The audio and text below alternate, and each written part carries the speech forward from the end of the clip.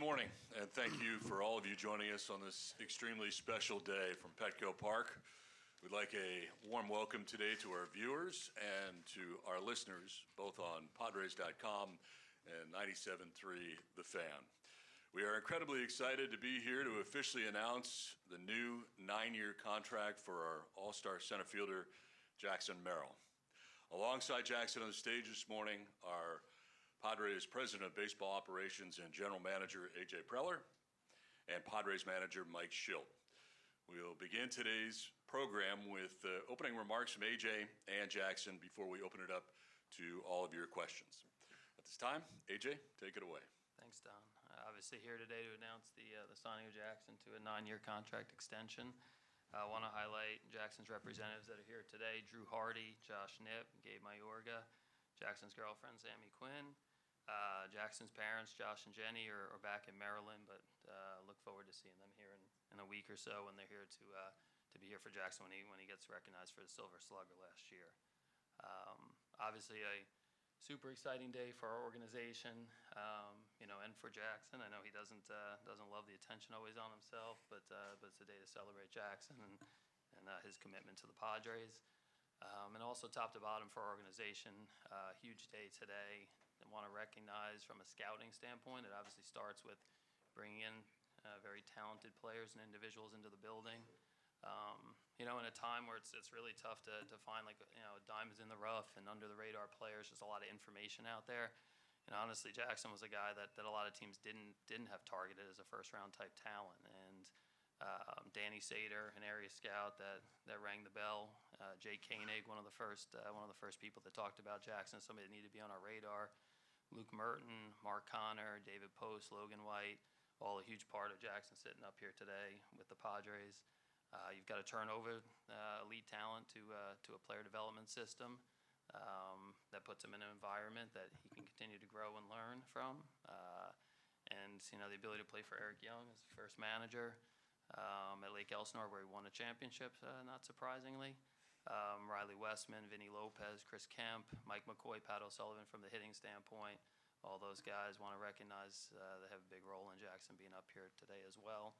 And the big league staff, Mike Shildt, understanding that development always continues at the major league level, whether you're 20 years old breaking in Korea or you're in your 30s.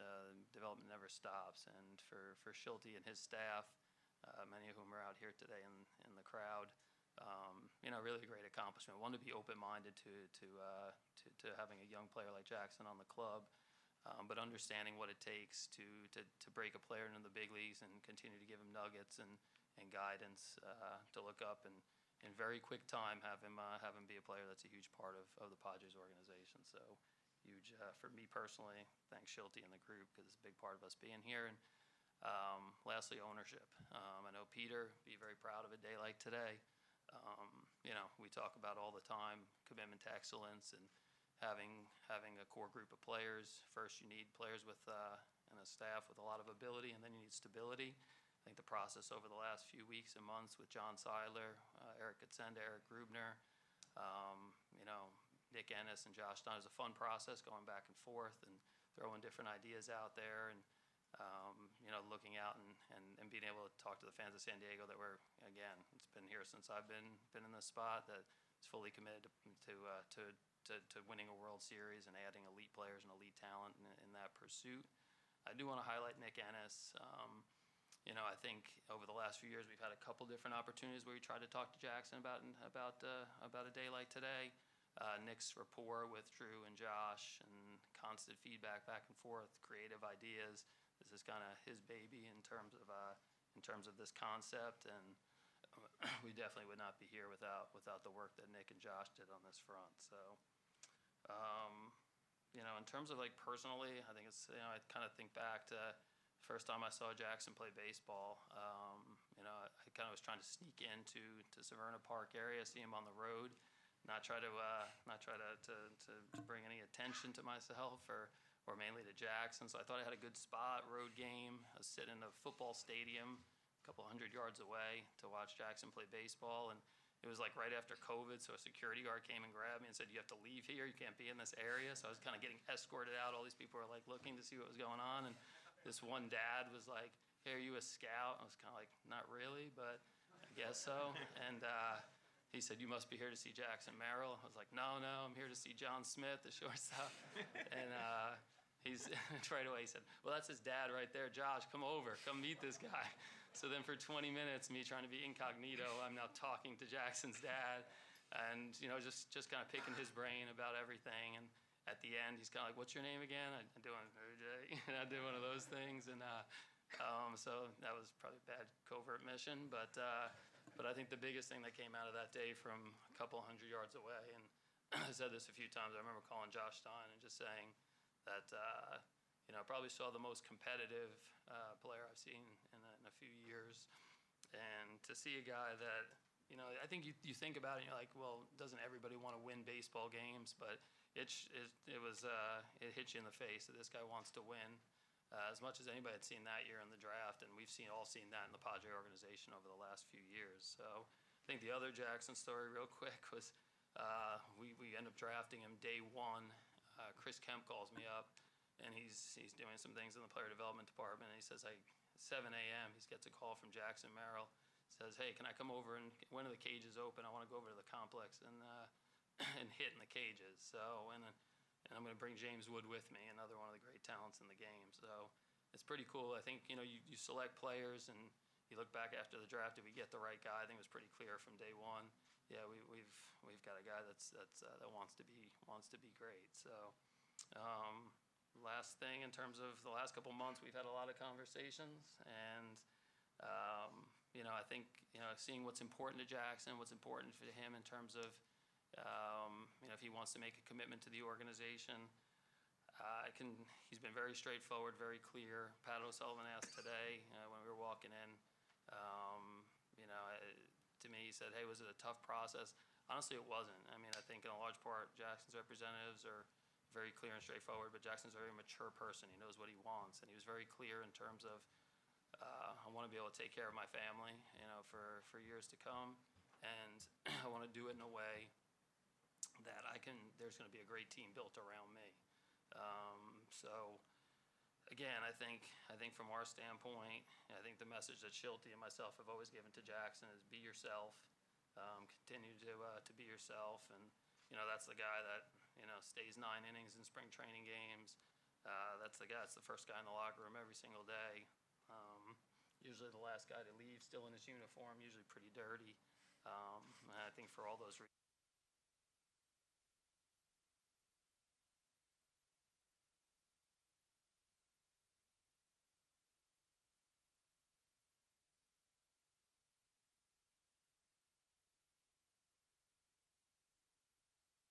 Positions and kind of having the trust of my teammates, organization, family members, agents, everybody that's around me.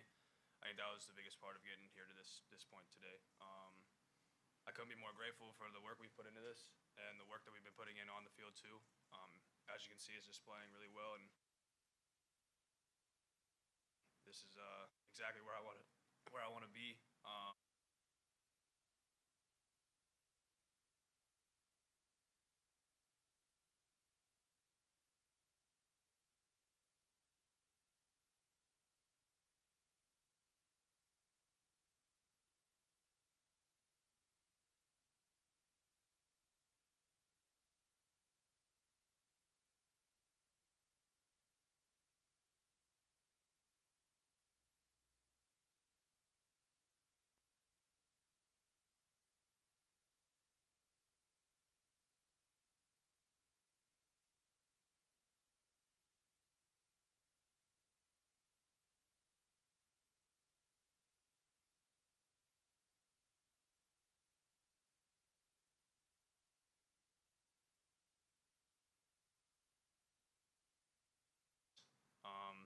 And yeah, that was a true story. My dad thought he was an international scout for about a year. But no, all in all, I'm super excited to keep going to work, keep going to battle every day. The trust that's in this room right now, I've never felt it before, never felt a connection with the city before like I feel here. So thank you guys.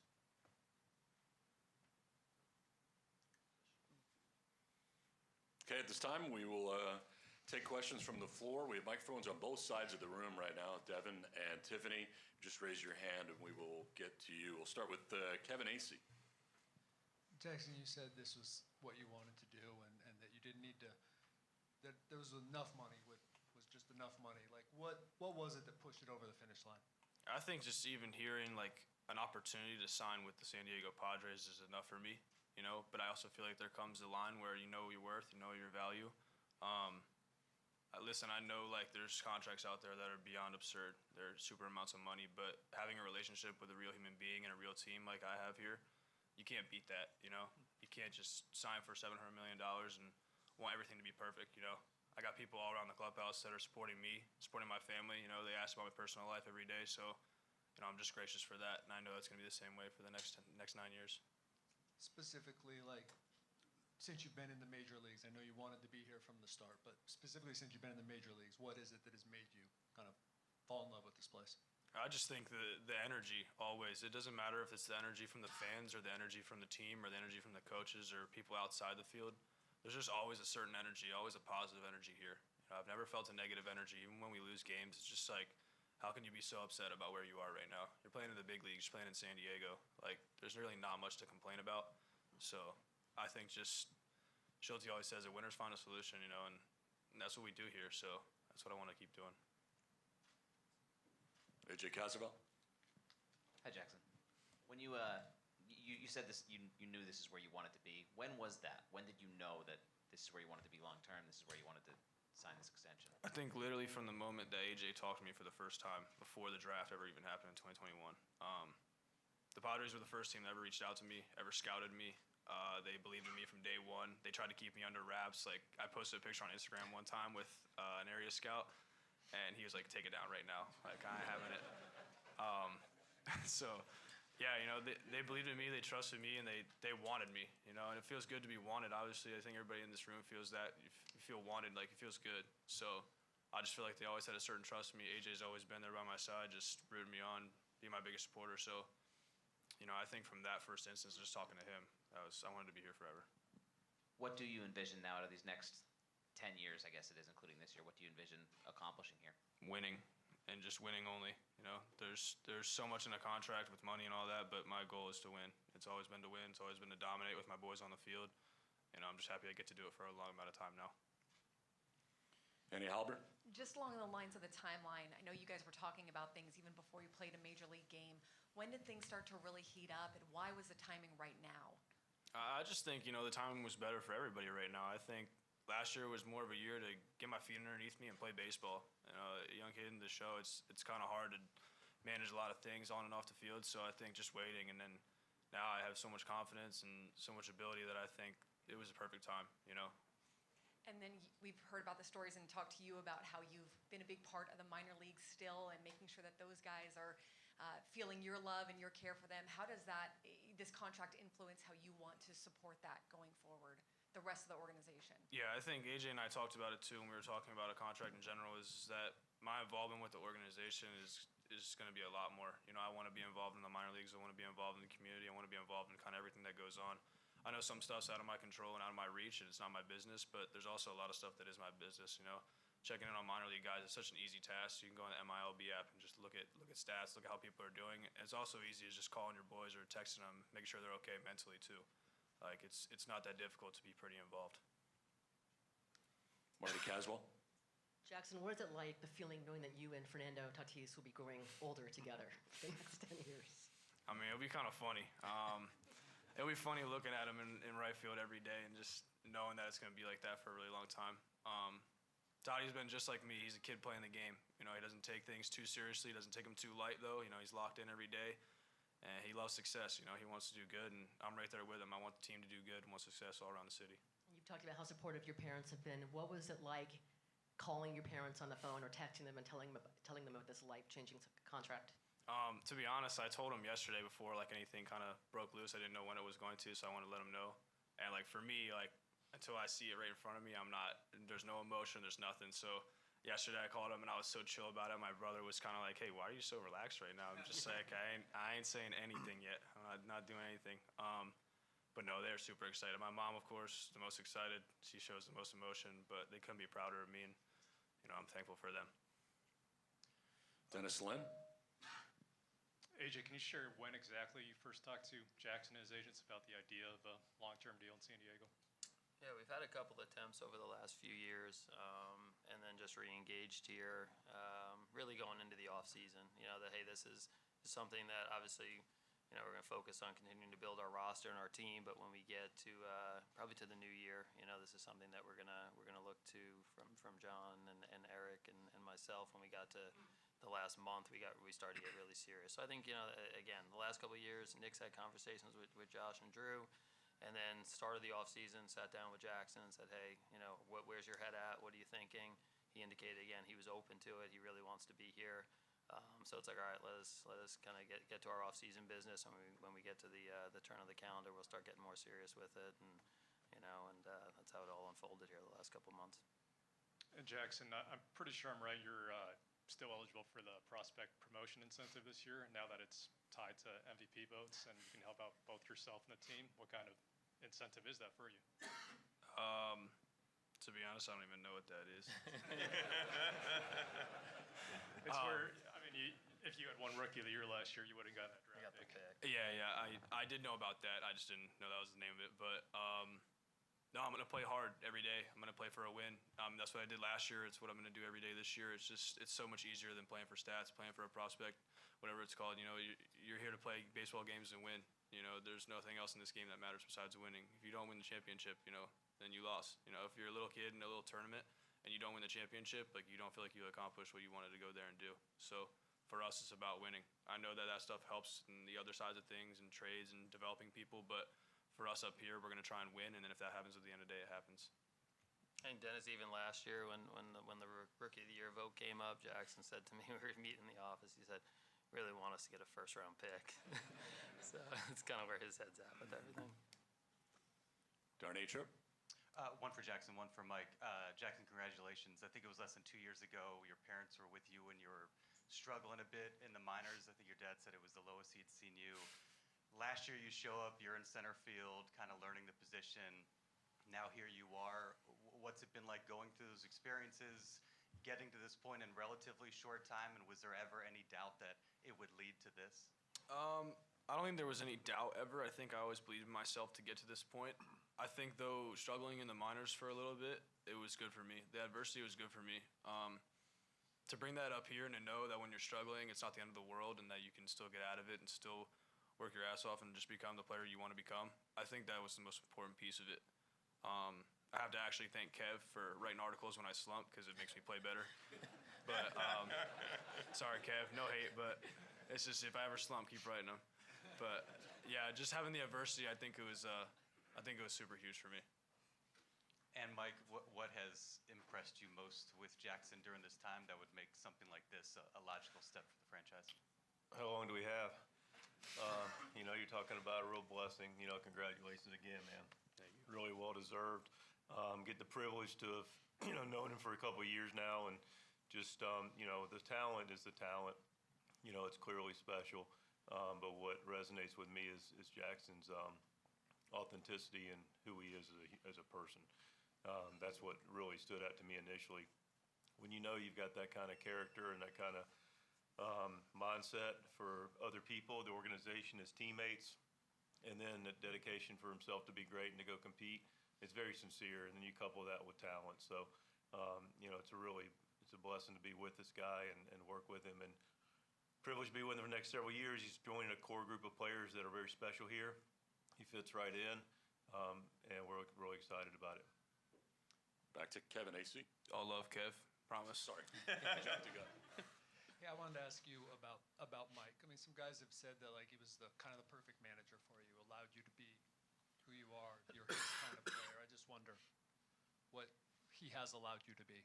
Yeah, I think he's allowed me to be myself. I don't think there's any change he's ever distilled in me besides my position. There's really never been anything else I've ever changed. I came up, I've been myself. We have a really good relationship where we can communicate on anything we agree and disagree on. We really don't disagree a lot. So it's really nice to have someone up here that's kind of like a father figure you can go to at any point in the day and just talk to and have at your side. You know, it's good to go get dinner with somebody as just like a friend, but then it always turns into baseball talk. You know, we're baseball rats. That's all we think about when we're not on the field is baseball. So, you know, it's really cool to have a relationship with a manager like that. Back to AJ Casavell. You talk a lot about like the window and like not one year being more important than the next and building for the long haul. Like how does this deal, it seems pretty obvious, but how does this deal impact what you're trying to do into the future? Yeah, I think continuing to add to the core group of guys that are going to bring a championship to San Diego. And I think also, you know, again, like obviously with Manny Zander, you know, Jake, and then Toddy and Jackson, again, like different stages of their careers, different age brackets. You know, I think just wanted to make sure, we talk about it all the time as a leadership team, that when fans of San Diego buy a ticket, they know who they're going to come see. They know they're going to see excellence. They're going to see something special. And Jackson's added to that big time here in the last few years and throughout the system. And I think having players that are spaced out a little bit, that was all part of what we talked about. But you just need like outstanding players that are championship caliber guys, and Jackson's clearly one of those. And then if you could go back to that day in Severna Park, like what do you remember about actually watching Jackson? Like what did you see that day? Yeah, I think again, like, you know, obviously the ability, you know, he's a shortstop, so that's a good start. But, you know, I mean, he's a guy that could impact the game, two-way player, offense, defense, you know, the contact skill. But I think the biggest thing, you know, calling up Luke Merton and Josh and David Post, just the intangible, like that factor of just somebody that makes others around him better. And he enjoyed being with his boys, like enjoyed being, you know, now, you know, you see guys that go to prep school, go to different academies. Guys that are kind of, you know, they know they're going to be drafted high and they're kind of playing to you know, to the draft, et cetera. You know, I think with Jackson, the biggest thing that you see, everybody sees it, you know, like every single day, is he's there just to go have fun and go win a baseball game. And that was pretty clear from the first time we all saw him.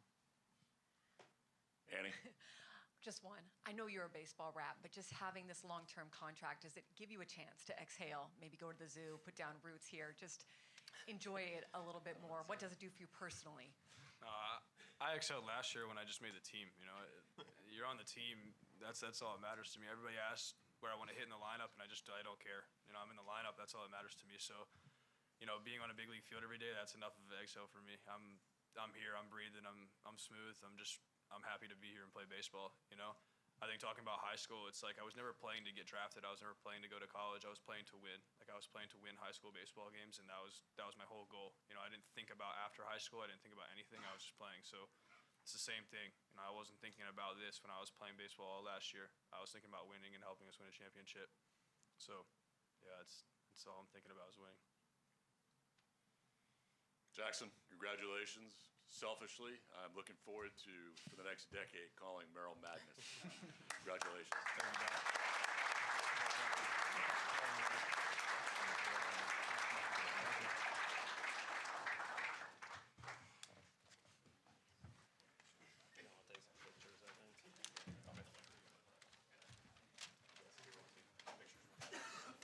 All love, Kev. I swear.